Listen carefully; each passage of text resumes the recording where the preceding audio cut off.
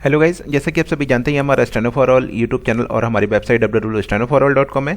यहाँ पर हम आपको बेसिक से लेकर एक्सपर्ट लेवल की डिक्टेशन उपलब्ध कराते हैं। एक्सपर्ट लेवल में आप 140, 160, 200 तक की स्पीड यहाँ पर लिख सकते हैं।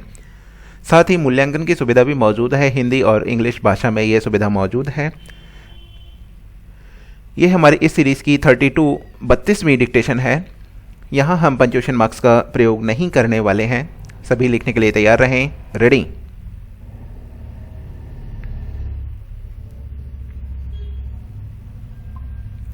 सभापति जी, सदन को आज यह विचार करना पड़ेगा कि जब भी किसान अपनी फसल का भरपूर उत्पादन करे तो सरकार उसे पूरा संरक्षण प्रदान करे। पहले तो किसान उत्पादन करके आर्थिक दुर्दशा में फंसता है, उस पर सरकार संरक्षण प्रदान नहीं करती है।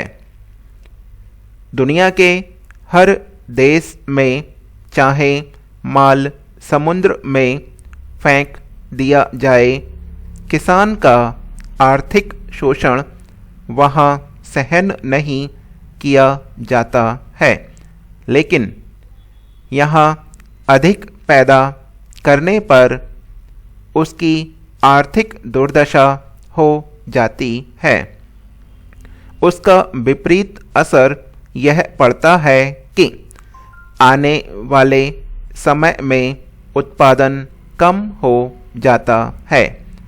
मैं गन्ने का उदाहरण देना चाहूँगा।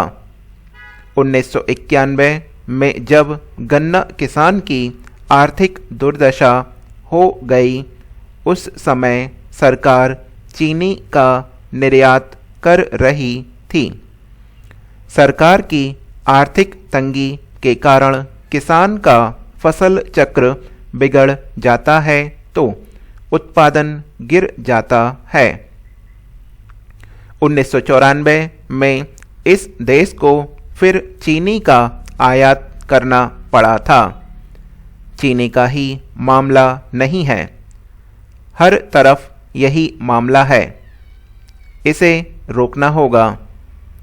अभी प्याज के मामले में महाराष्ट्र में आंदोलन चला था। 1994 में प्याज सड़ गया, जिससे प्याज के भाव काफ़ी ऊंचे हो गए। इसका क्या कारण है?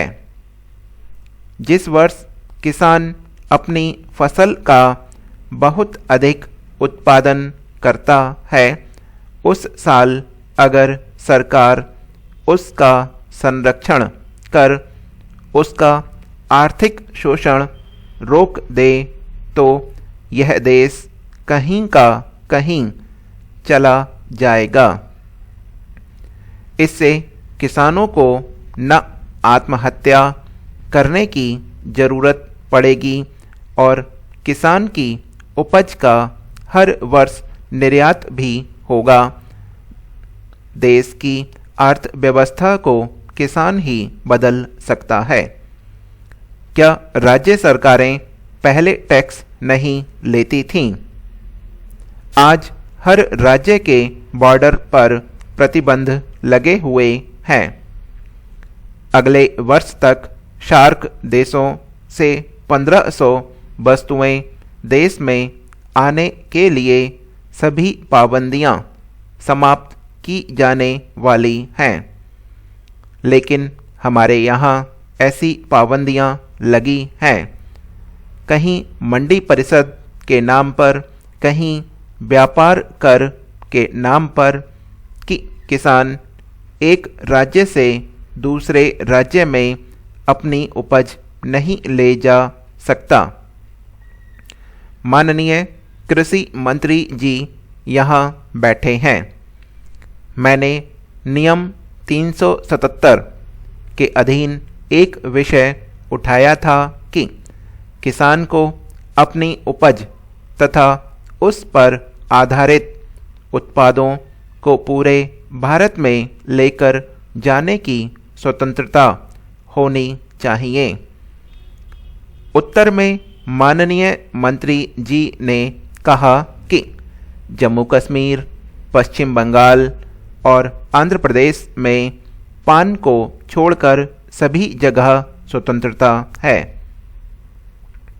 वास्तविकता तो यही है कि उन्हें यह एहसास भी नहीं हो पाया कि शासन की ओर से उनके लिए कुछ किया भी नहीं गया है जिससे उनकी मुश्किलें हल हों तथा उनकी शासकीय, सामाजिक या वित्तीय समस्याओं को कम किया जा सके। सवाल यह है कि यदि संसद सदस्य भी उनको सहायता देना चाहें तो भी नियम के अनुसार ऐसा नहीं हो सकता। इसी के साथ ही हमारी डिक्टेशन समाप्त होती है। जो भी वेबसाइट पर जाकर टाइप करके अपनी गलतियां देखना चाहते हैं देख सकते हैं।